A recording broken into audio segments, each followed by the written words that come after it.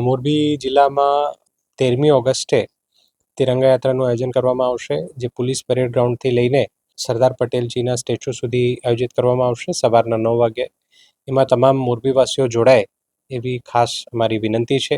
એ સિવાય આખા જિલ્લામાં તારીખ 9થી લઈને 17 સુધી વિવિધ તાલુકાઓમાં અને નગરપાલિકાઓમાં પણ તિરંગા યાત્રાનું આયોજન કરવામાં આવશે. તો એમાં પણ સ્થાનિક લેવલે આપ લોકો જોડાઓ એવી અમારી ખાસ વિનંતી અને આગ્રહ છે. એ સિવાય જે મોટા સ્કૂલ્સ છે, મોટી શાળાઓ છે, કોલેજીસ છે, એમના સાથે પણ અમે મિટિંગ કરી છે અને એમને પણ આ બાબતે વિગતવાર આયોજન કરવા માટે અમે વિનંતી અને આગ્રહ કર્યું છે અને એ પ્રમાણે અમુક કોલેજીસ દ્વારા આયોજન કરી લેવામાં આવ્યું છે. આથી તમામ નાગરિકોને પણ અમારી વિનંતી છે કે આપના લેવલથી પણ જો આપના શાળાના લેવલે કે કોલેજના લેવલે એવા પ્રોગ્રામ્સ થાય તો એમાં પણ આપ જોડાઓ અને જિલ્લાનું કાર્યક્રમ જે આપની સાથે સાझા કરવામાં આવ્યું એમાં પણ આપ બધા લોકો મોટી સંખ્યામાં જોડાઓ એવી અમારી વિનંતી છે.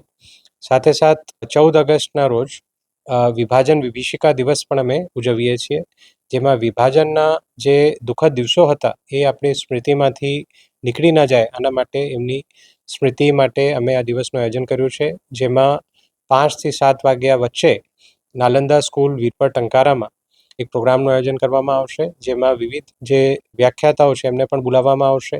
એ લોકો પોતાના કે પોતાના પરિવારના લોકોએ જે દુઃખદ દિવસો વિભાજનના જોયા છે એમની પણ મેમરીઝ એમના દ્વારા સાझા કરવામાં આવશે, જે આપણા તમામની એક કલેક્ટિવ મેમરીનો ભાગ બને અને આપણે એવા દિવસોને ભૂલી ના જાય એ મૂળ ઉદ્દેશ્ય છે.